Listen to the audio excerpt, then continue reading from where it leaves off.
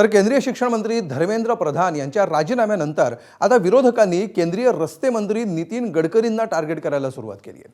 देशात विविध आंदोलनात तापण्यापूर्वी पेट्रोलमधील इथेनॉलच्या भेसळीचा मुद्दा प्रचंड गाजला होता। पेट्रोलमध्ये इथेनॉल मिसळण्याच्या निर्णयामुळे वाहनं बिघडत असल्याच्या तक्रारी समोर आल्या होत्या। तसंच गडकरींची मुलं इथेनॉल निर्मितीच्या क्षेत्रात असल्यामुळे हा निर्णय घेण्यात आल्याची टीकाही झाली होती। मात्र नितीन गडकरींनी हे सगळे आरोप फेटाळले होते। नीट पेपर फुटीचा मुद्दा पेटल्यानंतर इथेनॉलचा मुद्दा मागे पडला। मात्र आता पुन्हा विरोधकांनी गडकरींना टार्गेट करायला सुरुवात केली आहे। उद्धव ठाकरेंनी गडकरींचा उल्लेख खड्डे मंत्री असा केला, तर गडकरींचा राजीनामा आधीच व्हायला हवा होता असं म्हणत काँग्रेस प्रदेशाध्यक्ष हर्षवर्धन सपकाळांनीही हल्लाबोल केला। आतापर्यंत मोदींच्या सरकारमध्ये खूप वेगवेगळे स्कॅन्डल झालेले आहेत। नोटबंदीच्या वेळेसही ती फेल झाल्यानंतर कुठेतरी राजीनामा व्हायला पाहिजे होता।